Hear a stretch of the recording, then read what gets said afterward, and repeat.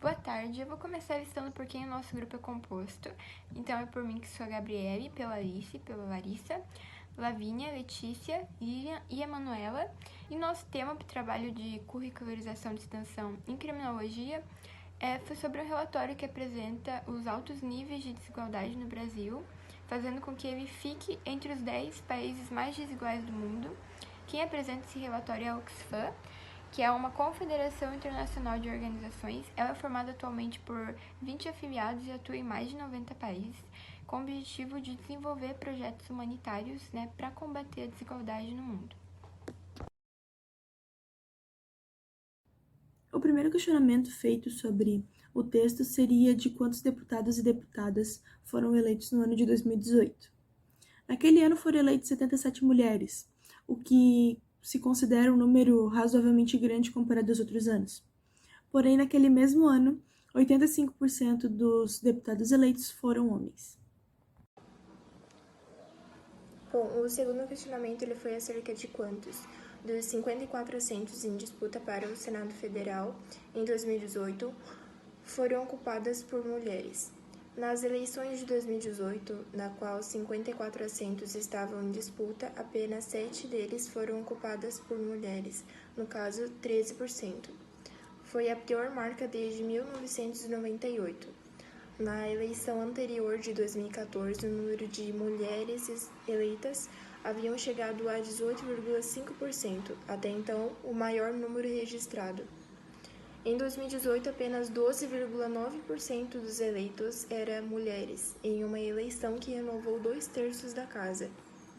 Ao se analisar a presença de candidatas nesse pleito, verifica-se que mulheres foram 15,3% das cabeças de chapa, mais 23% da primeira suplência e 29,7% da segunda suplência, ou seja, ocupavam posições secundárias. Bom, e a pergunta número 3, ela nos questiona quantas mulheres hoje ocupam cadeiras no Senado, das 81 que existem ali.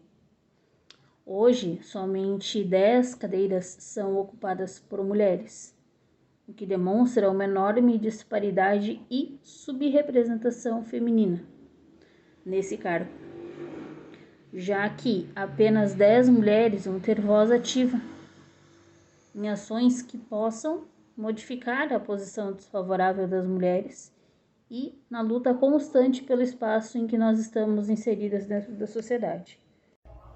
Bem, como foi possível notar pelos dados apresentados, as mulheres são, ainda, infelizmente, subrepresentadas na política. Essa falta de representação se inicia desde a Grécia Antiga, onde é observada a participação política incompleta, ou seja, com uma parcela da população sendo excluída desses debates, já que mulheres, crianças, estrangeiros e escravos eles não tinham permissão para participar. A cidadania só era exercida por homens, adultos, livres e com posses. Isso demonstra o quanto a democracia sempre teve dificuldades em ser inclusiva. E considerando a longa exclusão das mulheres em posições de poder e dos direitos políticos básicos como o direito ao sufrágio, direito esse que só foi conquistado em 1932 por meio do Decreto 21.076, que criou a Justiça Eleitoral pelo então presidente Getúlio Vargas. Então a primeira barreira a ser conquistada foi o direito a ter espaço e voz na política. Mas os desafios eles não param por aí, já que só a aquisição do direito de ingressar na vida política não garante efetivamente que as mulheres serão eleitas, terão seu espaço. Isso advém da adoção de ações afirmativas que promovam a maior participação das mulheres na vida política e que combatam as distorções históricas que colocaram a mulher em segundo plano nesta área. E essas medidas elas só têm efeito a longo prazo.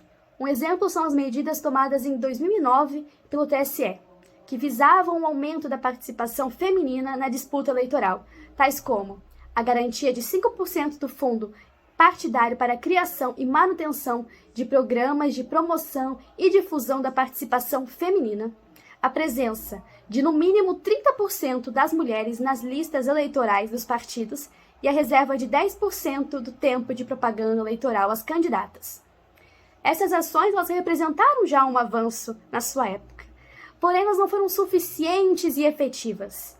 Elas precisam sofrer manutenções com o decorrer do tempo. Em 2018, 30% do fundo eleitoral começou a ser destinado às mulheres, para aquelas que desejavam lançar sua campanha para cargos públicos no executivo ou legislativo.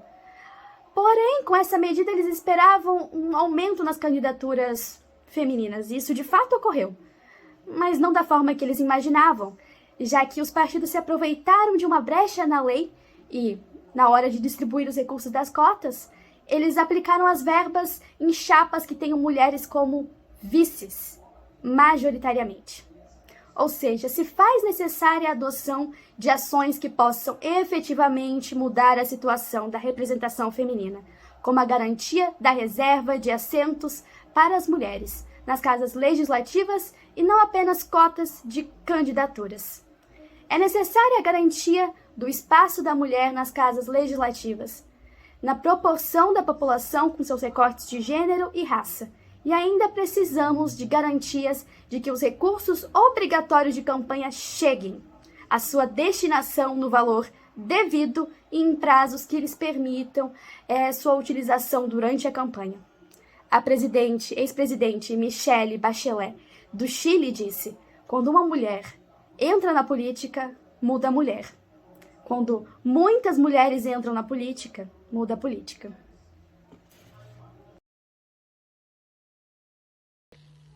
Eu me chamo Alice e eu vou responder a quarta questão do projeto de curricularização do grupo Oxfam da disciplina de Criminologia. A pergunta da quarta questão é: qual a porcentagem de deputados ou deputadas negras eleitos em relação às eleições de 2018?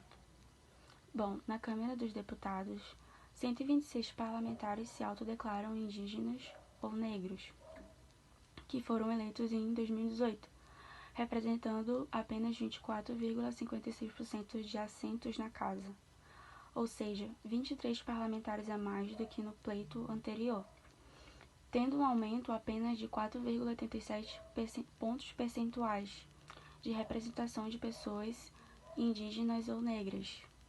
Ainda assim, é menos da metade de uma representação que espelhasse a população brasileira.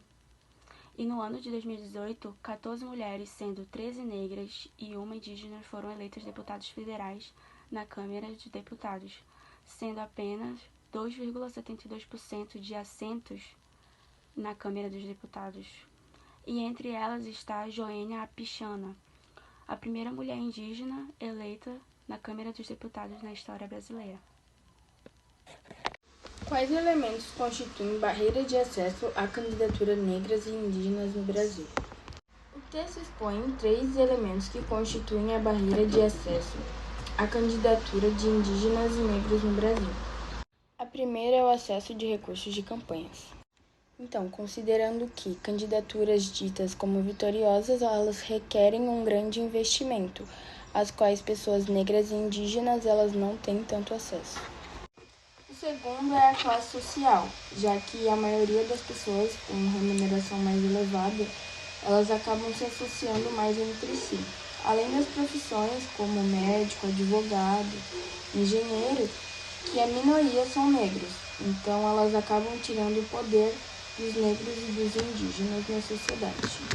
O último elemento é o recrutamento partidário, que privilegia as candidaturas com a maior capacidade de atração de votos. Bem, como foi possível observar, se para as mulheres já existem inúmeras barreiras que dificultam o acesso à vida política, para negros e indígenas existem ainda mais. Um dado interessante é que em todas as campanhas de políticos negros, uma coisa que foi inevitável foi a visibilidade de sua cor. Quanto mais as candidaturas negras se afastam do discurso racializado, mais a mídia, a opinião pública ou os adversários políticos questionam os políticos negros sobre a cor de sua pele. Isso não fruto de um genuíno interesse, mas por somente verem isso neles, como se só fossem isso. O problema dessa representação poderia ser resolvido com segurança em vagas em listas partidárias, recursos para a campanha, visibilidade no horário político eleitoral infraestrutura nas mídias sociais.